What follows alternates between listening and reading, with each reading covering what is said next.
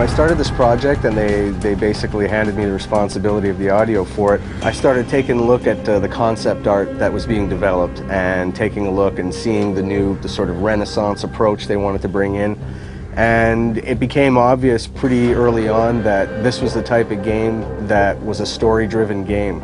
So at that point, I knew right away I'd made my first decision that the story needed to be the priority, it needed to be at the forefront. With all due respect, Major, I'll expect 2 security details waiting for us on the tarmac. In the first Deus Ex, I think because it was far more futuristic, it's a very electronic score. In this one, I think because it's 25 years earlier, it's a generation earlier, it's mechanical augmentation, so the music tries to express that. We decided to try using organic instruments to represent more of the human side, and then using electronic instruments to represent more of the augmentation side. It's a lot of acoustic drums, it's a lot of choir, it's strings. Because it's interactive, the music has to shift depending on what the player is doing. Especially in Deus Ex, where the player can play it stealth, or he can play it as an action game, or he can play it socially, the music has to be able to reflect all those different styles of gameplay. Combat is just insane.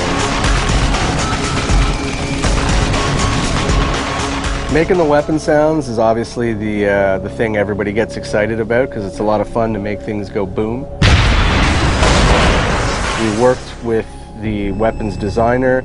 We went through tons of different sounds, blending all kinds of different weapon sounds, tweaking it. We take real sounds, but we blend these sounds with other stuff. Like, it's not just like 3-4 sound blended together. It's like probably 25 sounds all together. You have to feel the things like they're real, but in the same time, you like to get these things a little bit more than real. Hacking was a fun part to do because it's kind of its own little battlefield in itself. It's you against the mainframe, and when you're hacking something, I want it to feel somewhat cerebral, but I also wanted to have that tension of like, okay, I can't afford to get caught here.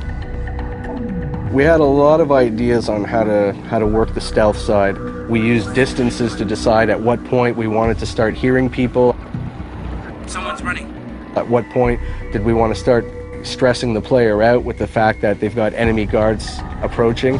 And in the end, I think we found a recipe that worked really well and creates a really cool experience. We know someone's here. Keep looking. It's a heavy game, it's dense, there's a lot of story, there's a lot of conspiracy, there's a lot of characters in the game. That means the emphasis needs to be put on the people telling the story, and in this case, the actors. It is a time of great innovation, technological advancement. The thing about playing Adam Jensen is tricky because as an actor, when you play anything like film, television, or stage, what you do is you justify everything the character does. You have to. I found your attack dog in the factoring labs.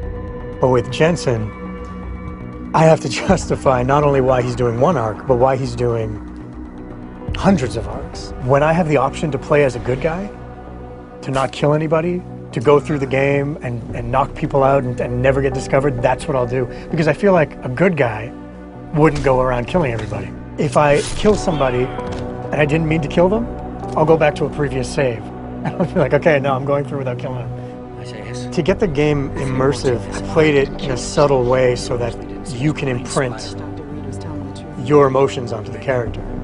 What are you talking about, Malik? What we needed was not so much music as it was more emotional support for the story. So whatever environment we're in, if we're in Detroit or we're in Shanghai, is trying to bring elements of that environment into the music. Street musicians that you may hear walking down the street are all incorporated into the score as well. You have to give a special color to the game.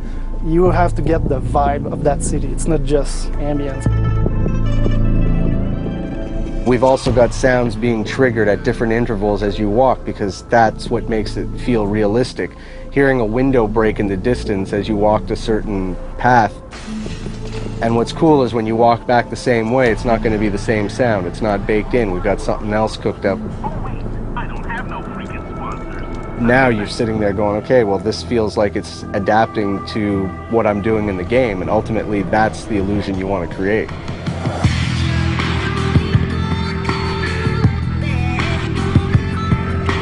My philosophy on good sound design, I've often compared it to to trying to send somebody into a deep hypnotic state, and you're going down layers and levels of states, and the better it's done, the more your brain starts to release and give in and let you go into that sort of hypnotic state of playing the game.